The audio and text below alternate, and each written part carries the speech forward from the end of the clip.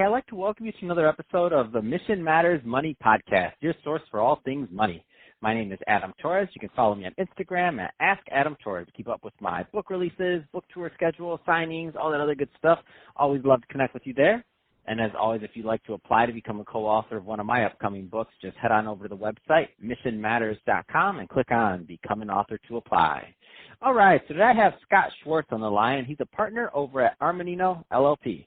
Scott, welcome to the show. Thank you. Thanks for having me. I appreciate it. All right, so I'm excited to get into today's topic. I mean, how employees should be thinking about their equity compensation. But before we do that, let's talk a little bit more about what you're doing over at Armanino. Tell us a little bit more about the company, please.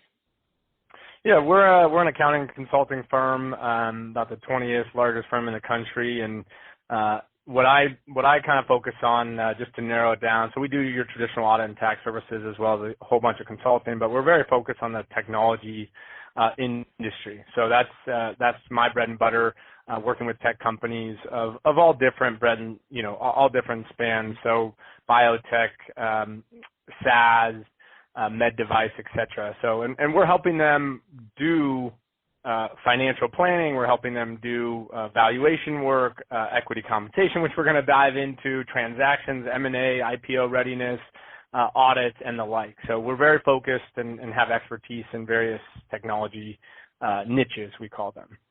Oh man, I think that's a great transition, and equity compensation, big deal for your startups, for your tech companies, for your funded startups. Let's just jump right in. So how employees should be thinking about their equity compensation. Where do you want to begin with that one? Yeah, I mean, I think what we find, so, we typically get hired by a company, and as part of that engagement, we're helping employees, doing employee education. And what we find to begin is just employees understanding, what do they have? What did they get? Mm-hmm. You negotiate something in your offer letter, but then ultimately when you get hired and you start, you get a grant agreement. So understanding, what is that? What are you getting? Are you getting an incentive stock option? Are you getting a non-qualified stock option? And then asking more questions. What are the tax implications of that? So, the first and foremost, whether you're in a private company and you're probably getting stock options, or you're at a public company and you might be getting restricted stock units, or you might have an ESPP plan, which I'm super excited for companies that have those. It's all about knowing what benefits are available to you, reading those plans, asking questions. I can tell you our clients love it when their employees are asking, hey, what does this mean, right? Because most employees just take the, digital grant agreement and sort of stick it in the virtual drawer, we call it, and are on their way. So I think that's step number one, is just understanding what you have.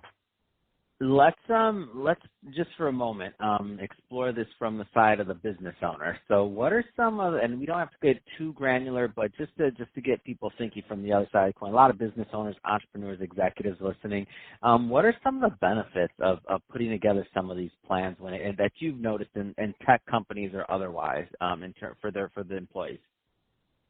Yeah, and we've actually seen a trend in LLCs creating profit interest plans and things like that. And what the benefit is tying people to the long-term value, right? It's not a short-term game, right? If I get a stock option today and it's priced at $1 and the market price is $1, the goal isn't that that price goes to $1.05, right? The goal is that we have a liquidity event down the line, whether that's a acquisition, or it could be an IPO, or whatever it is, right? It could be a secondary, right? We're seeing a lot of, and we could talk about this, we're seeing a lot of secondary transactions going on where employees are getting liquidity. So I think the idea, if I'm a business owner, is thinking about basically where you want your employees' mindset to be, right? You want them focused on the long term. You want them aligned. You want them bought in with you.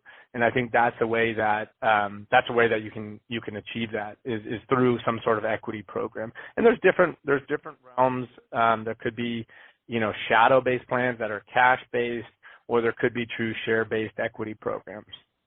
Yeah, and what I like about this whole equity compensation side of the thing is that there's different rules, different benefits, and it's more customizable. I feel like many people listening have only maybe heard of like your 401ks or your profit sharing plan or some of those real basic, legacy type things. But when you think about today's employee, in my mind, because I hear people all the time talk about retention and all these other things, and I'm like, well, I mean, there's already a way to solve retention issues. I mean, part of it, by the way, I'm not glancing over culture. I'm not glancing over creating a great work environment. I'm not glancing over those things. But let's assume that you're doing those things, and you have, and you're still having an issue with retention of maybe some key employees or executives or other things. It's like that was solved a long time ago. It's called equity compensation plans. Yeah, I mean, that's a really good point. And we like to think about your equity compensation plan has to fit in with your culture, right? It has to. Absolutely. It's got to be part of your total benefits and your total culture. But to your point, do you want to have a broad-based plan, right, which maybe is everybody from the CEO down to the janitor, right, who gets options? Or do you have a focused sort of, more of an executive or middle management plan, right? Those are some of the flexibility, right, some of the options. Might have both.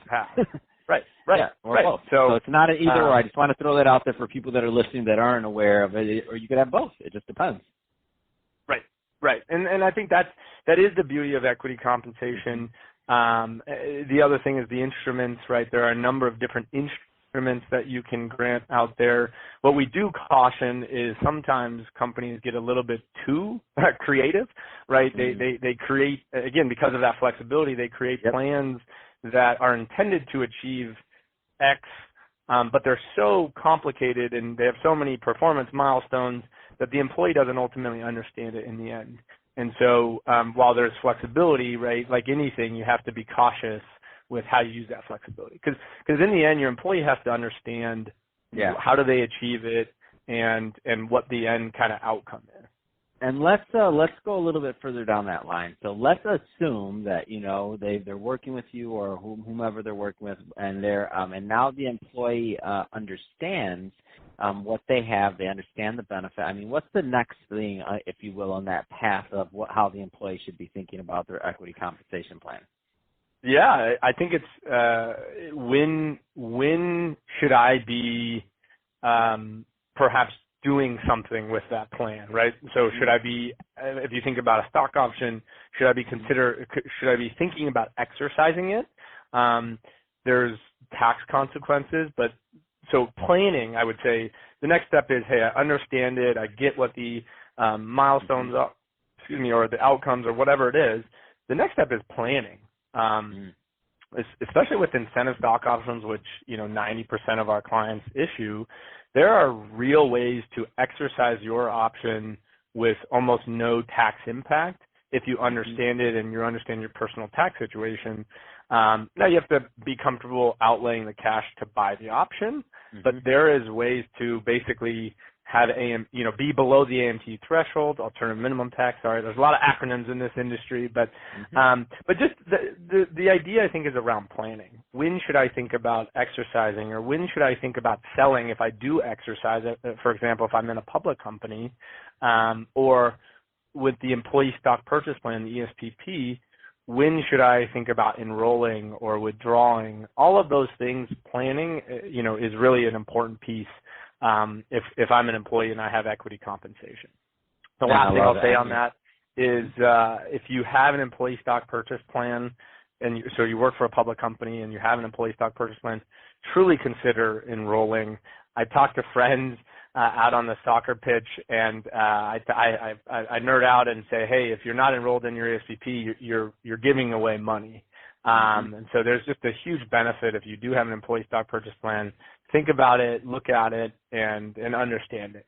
So I love it, and I think you hit the nail on the head with that one. Planning. I mean, that cannot be underestimated. You have your typical, and again, going back to why. I mean, a lot of times you have your normal 401k. These things are really easy to understand. So maybe your financial advisor, whomever you're working with, that they have that modeled out. But you really want to get if you have the option for these equity compensation type plans, and you are taking advantage of them. You want to make sure they're modeled out in the context of your your overall financial plan, especially depending on the size of it, because it can make a huge difference.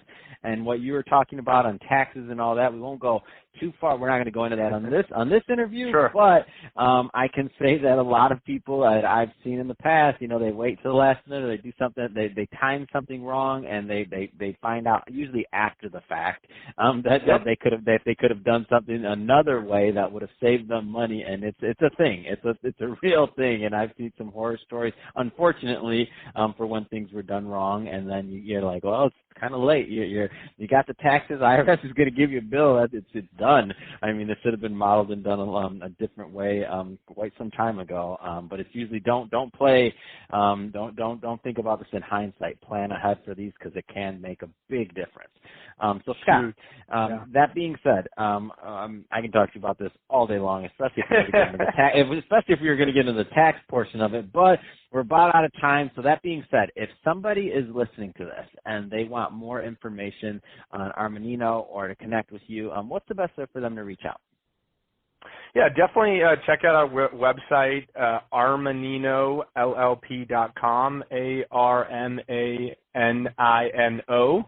LLP.com, as well as they could email me, scott.schwartz at armaninollp.com. So happy to help, happy to answer questions. You know, to your point, we as a firm have a broad set of skills, so we can help on the tax side, we can help on the accounting side, we can help on the employee education. So it's one of the things I love about the firm. I don't have all the tax answers. I'm not a tax guy, but I got friends, you know, right next door to me that can help. So. Fantastic. Well, hey, Scott, been great having you on the show today to give us some more background on what employees should be thinking about for their equity compensation. And to the audience, as always, thank you for tuning in. Hope you got a lot of value out of this. If you did, don't forget to subscribe to the podcast, leave me a review on the Apple iTunes Store. If you're watching this on our YouTube channel, Mission Matters Money, give us a subscribe there, but also leave us some comments on the video. I'd love to know what you thought and what kind of things that you're working on. And Scott, thanks again for coming on the show.